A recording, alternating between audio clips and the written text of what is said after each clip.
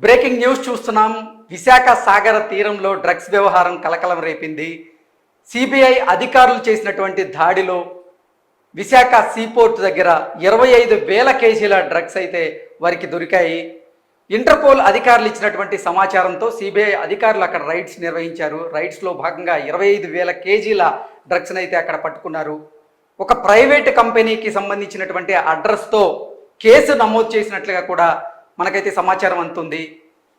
ఈ అంశానికి సంబంధించి మరింత సమాచారాన్ని మా సీనియర్ జర్నలిస్ట్ సిఎస్ రావు గారు అందిస్తారు. సిఎస్ రావు గారు, నమస్తే సార్. నమస్తే కృష్ణ సార్, విశాఖ తీరంలో డ్రగ్స్ వ్యవహారం కలకలం రేపుతుంది. 25,000 కేజీల డ్రగ్స్ అయితే అక్కడ సిబిఐ అధికారులు పట్టుకున్నారు.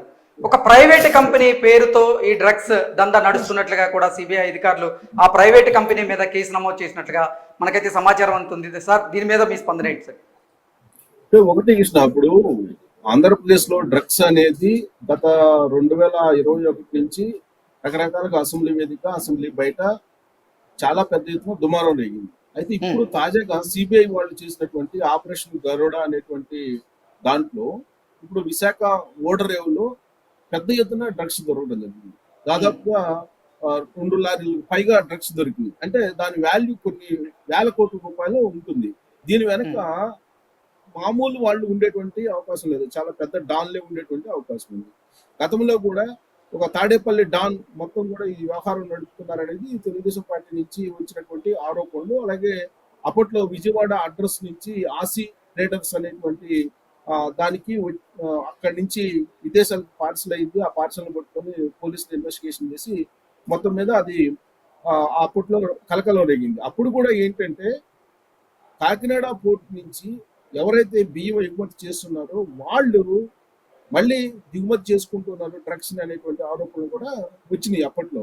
సో విజయవాడకి చెందినటువంటి కంపెనీ పేరుతో అప్పుడు డ్రగ్స్ డెలివరీ అని చెప్పి అసెంబ్లీ వేదిక, అసెంబ్లీ బయట కూడా చాలా పెద్ద ఎత్తున చర్చ జరిగింది. అయితే ఇంతకీ ఆ డాన్ ఎవరు అని అంటే ఆ డాన్ దగ్గరికి వెళ్ళింది చర్చ అంతా కూడా. ఆంధ్రప్రదేశ్ ప్రజలకి అర్థమయ్యేలాగా ఆ డాన్ ఎవరు అనేది.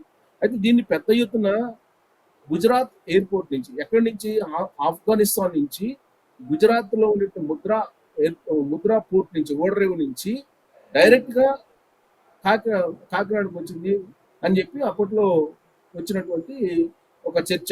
అంటే అప్పుడు జరిగినటువంటి ప్రచారం కూడా అదే. అయితే ఆ కేసుకు సంబంధించి దాదాపుగా మూలాలు వెతుకుతున్నటువంటి సమయంలో ఒక్కసారిగా ఆ కేసు మూలపడిపోయింది. దాన్ని ఆంధ్రప్రదేశ్ పోలీసులు చాలా వ్యూహాత్మకంగా క్లోజ్ చేశారని చెప్పి అప్పట్లో వాళ్ళ మీద అనుమానాలు, అపోహలు కూడా వచ్చాయి. అయినప్పటికీ డ్రగ్స్ వ్యవహారం కానీ, గంజాయి వ్యవహారం కానీ ఆంధ్రప్రదేశ్ లో పెద్ద ఎత్తున సాగుతుంది. ఆంధ్రప్రదేశ్ డ్రగ్స్, గంజాయి అడ్డగా మారిపోయింది అనేది సర్వత్రా తరచూ వినిపిస్తుంది. గంజాయికి సంబంధించినటువంటి మూలాలు కానీ, డ్రగ్స్ కి సంబంధించిన మూలాలు కానీ భారతదేశంలో ఎక్కడ తనిఖీలు చేసినా కానీ ఆంధ్రప్రదేశ్ లో బయటపడుతున్నటువంటి పరిస్థితి. ప్రత్యేకించి తెలంగాణలో ముఖ్యమంత్రిగా రేవంత్ రెడ్డి బాధ్యతలు స్వీకరించిన తర్వాత డ్రగ్స్ రహిత తెలంగాణ కావాలి అని చెప్పి ఆయన స్ట్రిక్ట్ గా ఆర్డర్ చేసి ఒక ప్రత్యేకమైనటువంటి టీంని పోలీస్ ఆఫీసర్లు చేసి ఆ తర్వాత ఎంక్వైరీలు పెట్టి ఎక్కడికక్కడ మొత్తం తనిఖీలు చేస్తూ వచ్చారు. ఆ క్రమంలో ఇటీవల కాలంలో దారంపూడి విక్రమ్ అనే ఒక అతను డ్రగ్స్ కేసులో విక్రయిస్తూ దొరికాడు. నిజామాబాద్ దగ్గర దొరికాడు. అంటే అతను వైసీపీకి సంబంధించినటువంటి నేత అని చెప్పి తర్వాత తేలింది.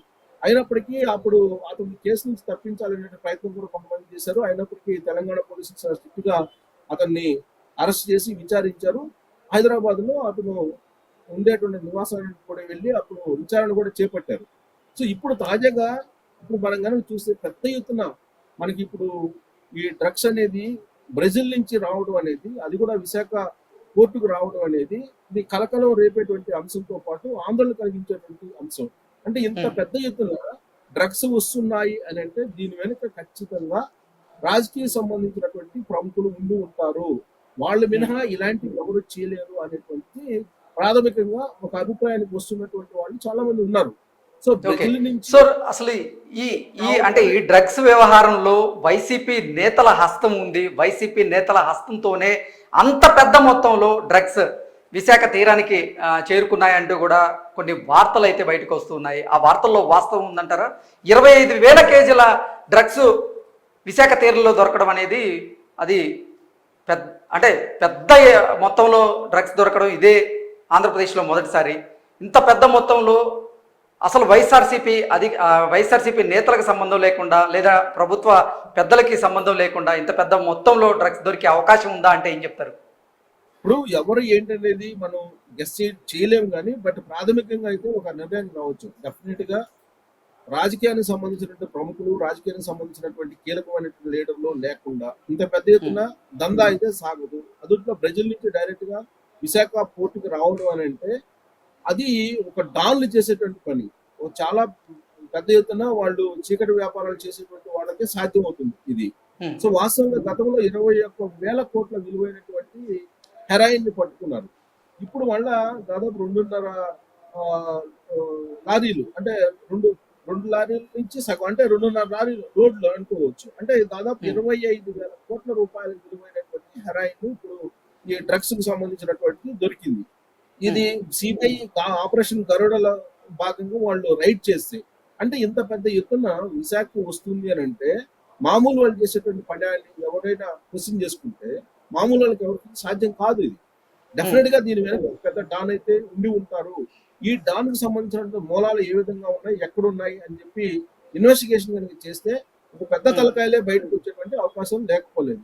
ఇప్పుడు మనం చూస్తున్నటువంటి బ్రేకింగ్ న్యూస్ బట్టి చూస్తుంటే కనుక ఇది డెఫినెట్ గా బాంబేకి సంబంధించినటువంటి డాన్లు తరహాలో ఈ తెలుగు రాష్ట్రాల్లో ఒక మాఫియాని నడిపేటువంటి లీడర్లు లేదంటే రౌడీలని గూండాలని పెంచి పోషించేటువంటి లీడర్లు చేసేటువంటి పనిగా మనం దీన్ని తీసుకోవాలి. ఆషామాషా లీడర్లు అయితే ఇది నడపలేరు. ఇంత పెద్ద స్థాయిలో డ్రగ్స్ ని ప్రత్యేకించి హెరాయిన్ తీసుకురాలేరు. సో సిబిఐ టేకప్ చేసింది కాబట్టి ఖచ్చితంగా దీని మీద ఒక కంక్లూజన్ వస్తుంది. ఇంటర్పోల్ సమాచారంతో సిబిఐ ఈ మొత్తం ఆపరేషన్ గరుడలో భాగంగా ఈ డ్రగ్స్ ని సీజ్ చేయడం జరిగింది. సో విశాఖలో ఉండేటువంటి ఒక ప్రైవేట్ కంపెనీ పేరుతోటి డెలివరీ అడ్రస్ కూడా ఉంది. గతంలో కూడా విజయవాడలో ఉండేటువంటి అసి ట్రేడర్స్ అనే కంపెనీ అడ్రస్ తోటి ఇది మొత్తం జరిగింది గతంలో. ఇప్పుడు మళ్ళీ విశాఖలో ఉండేటువంటి ప్రైవేట్ కంపెనీ పేరుతోటి ఈ డ్రగ్స్ వ్యవహారం నడిచింది కాబట్టి డెఫినెట్ గా దీని వెనక పెద్ద డాన్లే ఉండి ఉంటారు అనేది డెఫినెట్ గా చెప్పొచ్చు. గతంలో ఎప్పుడూ లేని విధంగా ఆంధ్రప్రదేశ్ లో పెద్ద ఎత్తున హెరాయిన్ అలాగే డ్రగ్స్ మత్తు పదార్థాలు బయటపడటం అనేది 25,000 కోట్ల రూపాయలు పైగా విలువైనటువంటి ఈ డ్రగ్స్ వ్యవహారం ఆషామాషి వ్యవహారం అయితే కాదు ఇది. ప్లస్ ఇది అంతర్జాతీయ ఇంటర్పోల్ ఇచ్చారు